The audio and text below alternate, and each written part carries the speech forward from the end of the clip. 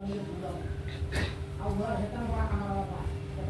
Back to our channel judiciary aspirant. आज हम CPC का ऑर्डर 9 देखते हैं। सीपीसी का ऑर्डर 9 बात करता है appearance of parties and consequences of non appearance of party, यानी कि पक्षकारों की उपसंजाति और अनुपस्थिति का क्या परिणाम होगा। तो ऑर्डर 9 रूल फर्स्ट बात करता है कि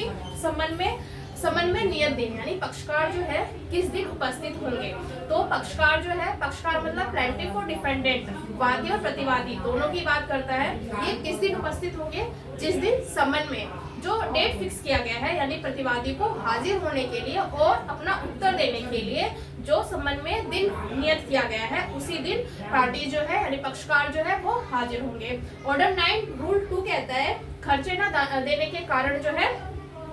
समन का क्या प्रभाव पड़ेगा। यानी वादी के द्वारा जब समन के खर्चे जो है वो नहीं दिया गया है, न्यायालय में खर्चे जो है नहीं दिया गया है, या ऑर्डर 7 रूल 9 के अधीन जो है जो प्लेंट है यानी कि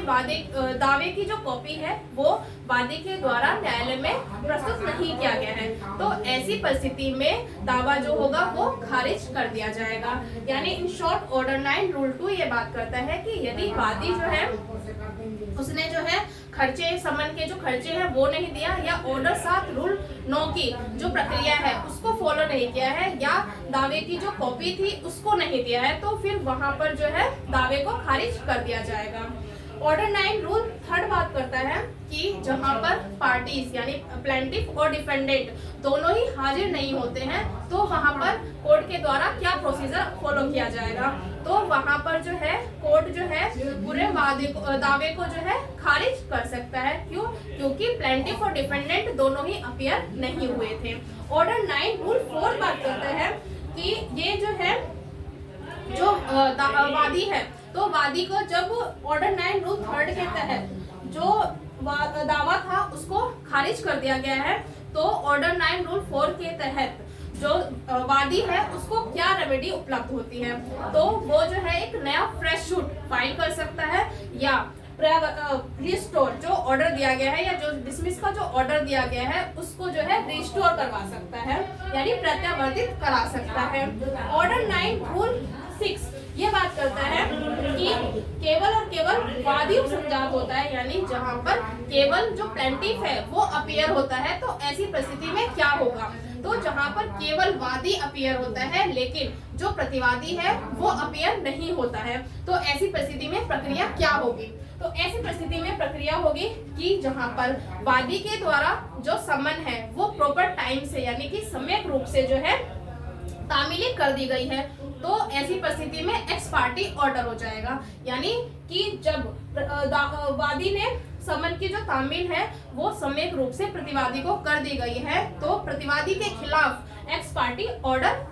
हो जाएगा। और यदि वादी ने जो समन की तामील है वो सम्यक रूप से नहीं की है, तो ऐसी कंडीशन में जो है कि दूसरा सम्मन निकाला जाएगा, या फिर सम्मन की जो तामील है मतलब या तो दूसरा सम्मन निकाला जाएगा और सम्मन की जो तामीली है वो प्रतिवादी पर किया जाएगा। अब थर्ड सिचुएशन आती है कि जब वादी ने सम्मन की जो तामील है वो तो की है लेकिन प्रॉपर टाइम नहीं दिया, यानी कि जो सम्मन की तामील है वो कर दी गई है लेकिन जो समय था, जो प्रॉपर टाइम था वो प्रतिवादी को नहीं दिया गया है, तो ऐसी परिस्थिति में जो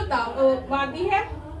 वहां पर जो है जो केस होगा उसको पोस्टपोन कर दिया जाएगा, यानी न्यायालय के द्वारा ऐसी परिस्थिति में जो दावा है उसको जो है पोस्टपोन कर दिया जाएगा, यानी मुलतवी कर दिया जाएगा। ये बात हमने देखा कि ऑर्डर 9 रूल 6 की बात कि केवल वादी अपीयर होता है और प्रतिवादी अपीयर नहीं होता है, तो ऐसी परिस्थिति में क्या होगा। इसके बाद देखते हैं कि ऑर्डर 9 रूल 8 यानी कि जब केवल और केवल प्रतिवादी अपीयर होता है, यहाँ पर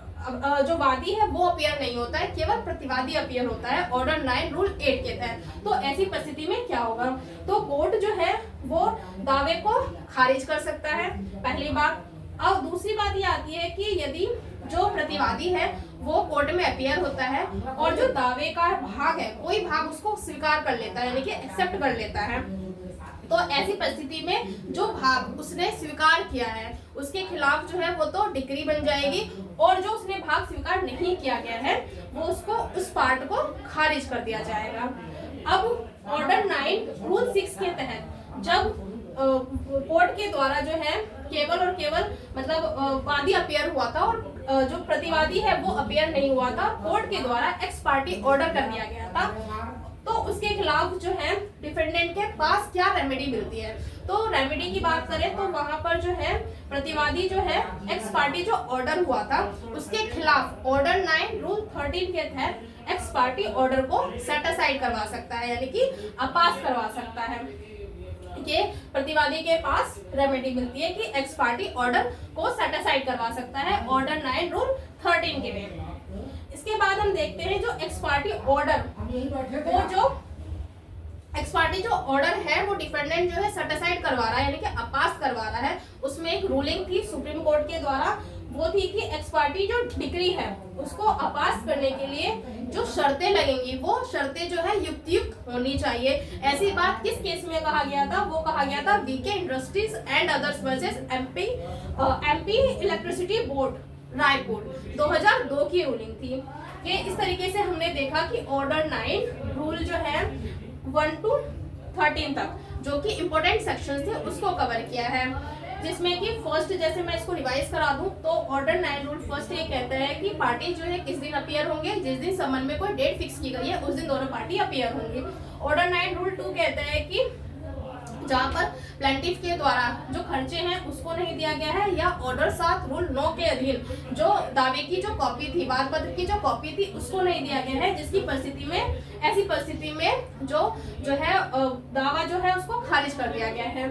ऑर्डर 9 रूल 3 कहता है कि जहां पर दोनों पार्टीज जो है वो अपीयर नहीं होती है तो उसका क्या इफेक्ट होगा कि पूरा का पूरा जो है वो खारिज कर दिया जाएगा। ऑर्डर 9 रूल 4 कहता है कि जहां पर जो डिसमिस कर दिया गया है, जो खारिज कर दिया गया है वाद, उसमें जो है कि प्लेंटिफ के पास ये रेमेडी होती है कि वो फ्रेश सूट फाइल कर सकता है, नया वाद प्रस्तुत कर सकता है और जो दावा है उसको रिस्टोर करवा सकता है। इसके बाद जो है ऑर्डर 9 रूल 6 बात करता है कि जहां पर केवल वादी उपसंजात होता है तो वहां पर क्या परिस्थितियां बनेगी। तो जहां पर वादी अपीयर होता है तो वहां पर यदि समन का प्रॉपर टाइम से जो है कि समन कर दिया गया है तो वहां पर एक्स पार्टी ऑर्डर हो जाएगा, और यदि समन नहीं किया गया है तो दोबारा से समन निकाला जाएगा और जो है प्रतिवादी पर उसकी तामीली कर दी जाएगी। और यदि समन तो किया गया है लेकिन उसमें प्रॉपर टाइम नहीं दिया गया है तो ऐसी परिस्थिति में जो है मैटर जो होगा वो पोस्टपोन कर दिया जाएगा। इसके बाद देखते हैं ऑर्डर 9 रूल 8 ये कहता है कि जहां पर केवल प्रतिवादी अपीयर होता है तो वहां पर जो दावा होगा वो पूरा खारिज कर दिया जाएगा, या फिर जहां पर डिफेंडेंट जो है जो दावे का कोई भाग है उसको स्वीकार करता है तो जिस भाग तक वो स्वीकार करता है उसको तो उसके खिलाफ जो है डिक्री बन जाएगी, और जो मैटर है जो कि वो स्वीकार नहीं करता है उतने भाग को खारिज कर दिया जाएगा।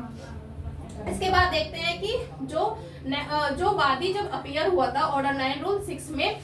जहां पर एक्स पार्टी ऑर्डर हुआ तो एक्स पार्टी ऑर्डर के खिलाफ जो है डिफेंडेंट के पास क्या रेमेडी है तो वो एक्स पार्टी ऑर्डर में करवा सकता है। यानी ऑर्डर 9 रूल 13 कहता है कि एक्स पार्टी ऑर्डर में जाकर डिफेंडेंट जो है वो ऑर्डर को सेट असाइड करवा सकता है। आई होप आप लोगों को अच्छा लगा। Please like share and subscribe. Thank you.